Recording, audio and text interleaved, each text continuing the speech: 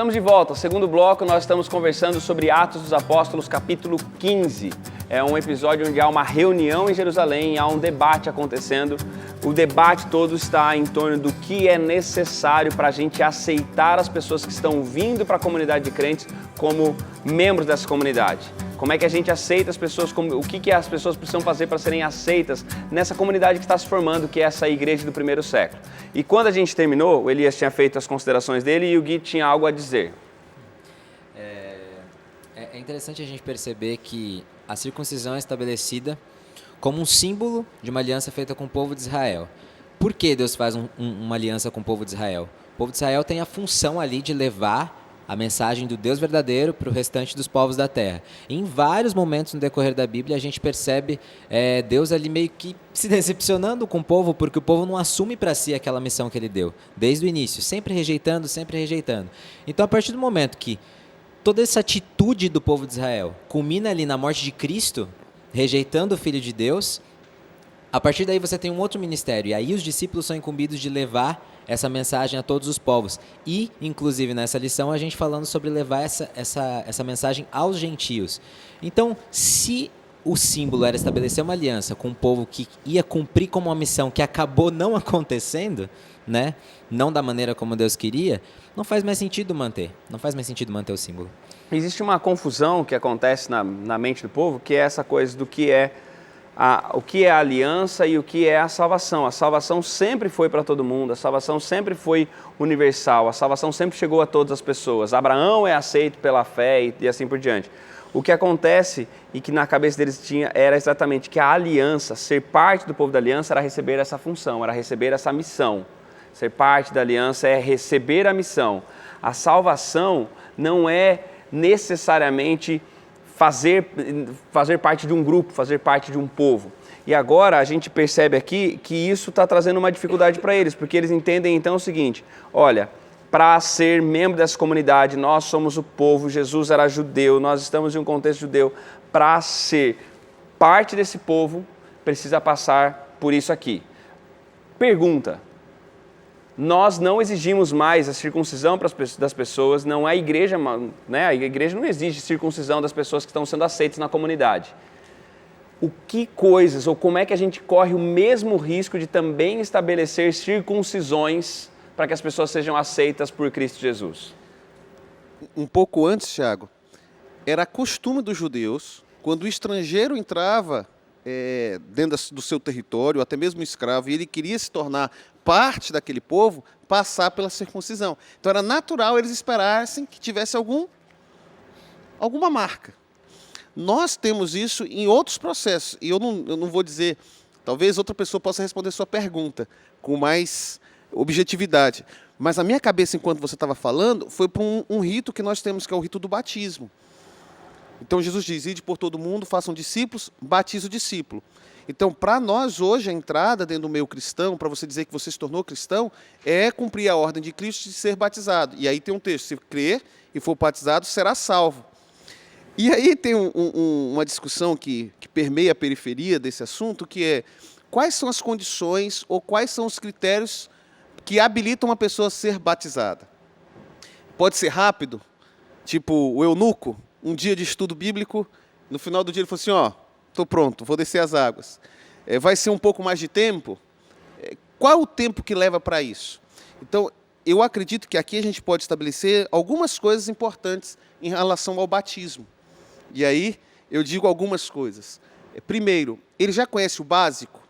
Esse novo converso, que a gente não está falando sobre a salvação dele, mas a entrada dele na comunidade, ele já conhece o básico da Bíblia? Segundo, e para mim fecha nesses dois pontos, ele já está disposto, está demonstrando disposição por sofrer por Cristo Jesus? Você está vendo isso nele? Porque até hoje a gente está aprendendo. Então eu preciso saber o básico. Eu vou continuar aprendendo e aprendendo. Eu estou demonstrando disposição para sofrer por Jesus? Essas duas coisas, para mim, hoje, são aquelas que me autorizam a realizar o batismo dessa pessoa. Aí outros fatores envolvem, mas são menores. Exemplo, não vou dizer menores e nem vou citar exemplos, porque alguém que estiver ouvindo vai pode enumerar isso como sendo... entender. Mas essas duas coisas: entender o básico, está disposto a sofrer por Cristo, eu acho que ele já está no início do discipulado, já está fazendo parte do discipulado, ele está para o batismo. Uma coisa que esses judeus custavam entender que chega até ser bateram muito tempo na mesma tecla, né? A maior prova de que Deus já tinha aceito essas pessoas era o Pentecostes, era o Espírito Santo ser derramado nos incircuncisos. Cornélio, por exemplo, era um incircunciso e o Espírito Santo estava sobre ele também. E os judeus custavam aceitar isso. Né? Isso foi um problema muito recorrente naquela época. Os judeus bateram muito nessa tecla da circuncisão e só através dela haveria salvação para os gentios. E é interessante que em discursos anteriores de Pedro, em Atos, depois nas falas de Paulo, nas epístolas também, eles vão usar a expressão de falar, inclusive de judeus, como sendo incircuncisos de coração. Então a circuncisão, assim, esse selo, essa marca distintiva do povo não é exterior, é no coração. E vocês carregam agora uma marca exterior, mas a marca interior vocês não carregam. E os gentios que vocês estão falando, tá bom, eles não têm a marca exterior, mas o coração está circuncidado, o coração está selado. E eu acho isso interessante falar disso, né? Que tem a marca, eles têm a marca, o Espírito Santo os marcou, né? Na verdade, pastor, é bem isso que o senhor está falando, porque às vezes, quando a pessoa não tem a marca dentro, ela quer que as marcas sejam tantas e tantas exteriores, né? É muito comum de ver assim, quando as pessoas querem medir umas às outras com as réguas espirituais delas, né? Então, tipo assim, para mim, o ponto da alimentação, o ponto do vestuário, outros pontos é muito importante. Para o outro não é tanto, mas quando a gente foca no que realmente é importante, né, a conhecer Jesus, o se relacionar com Cristo, crer na salvação, estar disposto a sofrer por Cristo, estar disposto a fazer missão e etc., né? Então, você percebe que existem as questões periféricas e as questões centrais do Evangelho. E é importante a gente discernir o que é importante do que é essencial. E o essencial aqui era o conhecimento e a fé em Jesus. Esse era o essencial. E os judeus novamente estavam desviando das coisas essenciais para o que talvez sejam importantes, sim, porque estava escrito que deveriam ser circuncidados, mas não era o essencial. Então Deus retoma esse povo na linha e no foco correto de onde eles não deveriam ter saído. E Isa, não era só que não era essencial, não era mais necessário. Exatamente. Tudo que apontava para o cordeiro já não era mais necessário, porque o cordeiro já veio. É por isso que o véu se rasga ao meio, é por isso que acaba todo o processo. E esse era um ponto tão importante que Paulo, Tiago, Barnabé, eles não podiam ficar ali só, falando assim, não, vamos fazer o seguinte, aqui funciona e lá em Antioquia a gente libera. Tinha que ser um negócio coletivo, isso aqui é uma definição nossa, a gente precisa tomar uma decisão como igreja. Porque imagina, se a gente ainda estivesse vivendo nisso, se hoje a gente tem igrejas, e aí que você não pode falar no púlpito se você não tiver com determinado acessório de roupa, que você não pode fazer tal coisa porque não pode, porque aquilo na minha época era do capeta. Então, você imagina se a gente tem nesse momento uma tomada de decisão como essa, não fosse resolvido, até hoje nós estaríamos estabelecendo determinadas marcas, ou de roupa, ou de corte de cabelo, ou de instrumentos musicais. A gente ia começar a colocar pontos limitadores e a gente teria um problema. A igreja não teria se desenvolvido, porque estava focado e estava atrapalhando justamente o ponto central. Jesus Cristo é a única coisa que a gente precisa para se salvar. Agora, tem um contraste interessante que eu acho que vale muito a pena citar. Os judeus, eles frisavam de forma muito legalista a questão da lei, né? Como o pastor bem falou aqui, muita coisa que apontava para o sacrifício de Jesus, que aponta o cordeiro, o sacrifício, o serviço do santuário naquela época acabou, isso foi abolido, né? Mas isso não significa que a lei, agora eu vou me explicar bem, que isso é bem delicado, a lei que é fundamentada em princípios divinos. Me refiro ao decálogo. Não estou falando das leis cerimoniais, não estou falando das leis, como o pastor citou, de alimentação, as leis que são fundamentadas em princípios doutrinários, que são doutrinas que o próprio Deus estabeleceu para o povo e falou que era uma aliança eterna. Essas leis transcendem o tempo, elas são eternas, certo? A lei de conservação do corpo, as leis de higiene, certo? Tudo isso é conservado até hoje. Porém, as leis que foram abolidas, as leis que não servem mais, que tiveram um ponto final com o sacrifício de Cristo na cruz, foram as leis cerimoniais, as leis estabelecidas que apontavam para o sacrifício do Cordeiro, que era Jesus morto na cruz. A gente tem, só antes da Lana falar, Lana, segura aí o que você ia falar, porque acho que a gente tem que, às vezes, também cuidar com as distinções, às vezes, que a gente faz, né, de colocar, às vezes, tenta colocar tudo nas caixas, né? Uma coisa óbvia no Antigo Testamento não é que agora, olha, também não é simplesmente, olha, essas leis aqui são boas, essas leis aqui não são boas mais. Toda a lei do Antigo Testamento, toda ela revelava pecado e falava da necessidade da graça. Todas elas continuam existindo. Toda a lei continua existindo. As leis cerimoniais são ressignificadas em Cristo, na experiência do Cristo, e essas leis, a lei, o moral, os preceitos morais, eles só nos condenam. E aí então em Cristo nós somos levados à graça, e agora no exercício desse salvo pela graça que vai guardar a lei, nós vamos chamar a atenção para o caráter de Deus que está sendo refletido e reproduzido em nós, através de uma vida de obediência. Então a gente não há um esforço em nenhum lugar sobre contrariar a lei. E é importante pensar nisso. O assunto aqui não é simplesmente lei. O assunto aqui é o que é necessário para aqueles que estão se chegando a Cristo. O que deve ser exigido daquele que está começando uma caminhada com Deus. Essa talvez seja uma das perguntas mais importantes, porque até hoje nós estamos no ano de 2018 e a igreja cristã ainda não consegue dar uma resposta boa para isso. Ou não consegue simplesmente aceitar a resposta do Evangelho. O que é exigido? Crer, ser batizado e será salvo. Só que os floreios continuam surgindo, né? O que eu ia falar juntou um pouco com o que o Elias falou e depois você completou. Mas eu acho que tudo é resumido na palavra amor e graça.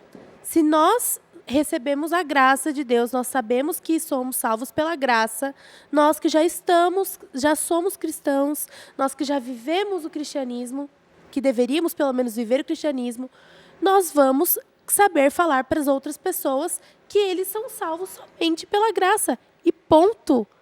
Não precisa de mais nada. É uma resposta que a igreja não sabe dar ainda, mas que é a resposta mais simples que você pode ter. É só você crer, basta crer. Eu acho muito delicado falar essas coisas, porque eu sou de uma igreja muito tradicional em São Paulo. E eu já vi episódios em que as pessoas não foram bem recebidas porque chegaram de calça jeans na igreja.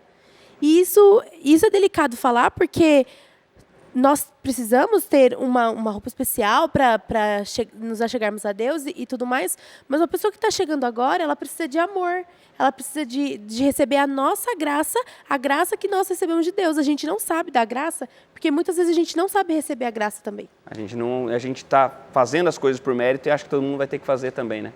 Por merecer. Eu penso que a gente sabe falar. Eu acredito e tenho visto. Nós sabemos falar. Nosso discurso é perfeito, Tiago. Elias, a gente sabe dizer, nós somos salvos unicamente por Cristo Jesus. A gente sabe dizer isso. Para mim, a nossa maior dificuldade é na vivência. Nossa maior dificuldade é na vivência. Porque a gente ainda pensa em igreja, prédio. A gente ainda não conseguiu transportar a ideia da essência de igreja, pessoas. Então, a gente está sempre pregando isso, a gente está sempre falando sobre isso. E eu acredito que nós precisamos nos desafiar mais para sair do discurso e entrar em um processo mais humano, como a gente já repetiu em várias semanas atrás. Vida gerando vida, gente. A estratégia de Cristo não era o prédio, a estratégia de Cristo era as pessoas, era estar com os discípulos, era estar com aqueles ali, transmitindo essa essência todo o tempo. Então, para mim, a gente fala muito bem, a gente sabe dizer isso. Se você perguntar, Binho, você é salvo pelo quê? Pelo sangue de Jesus. Se você chegar numa igreja lá em cima do Pantanal, nossa região, e perguntar, vocês são salvos pelo quê? Ele vai dizer assim, sou salvo em Cristo Jesus. Aí você pergunta assim, como é que você está vivendo?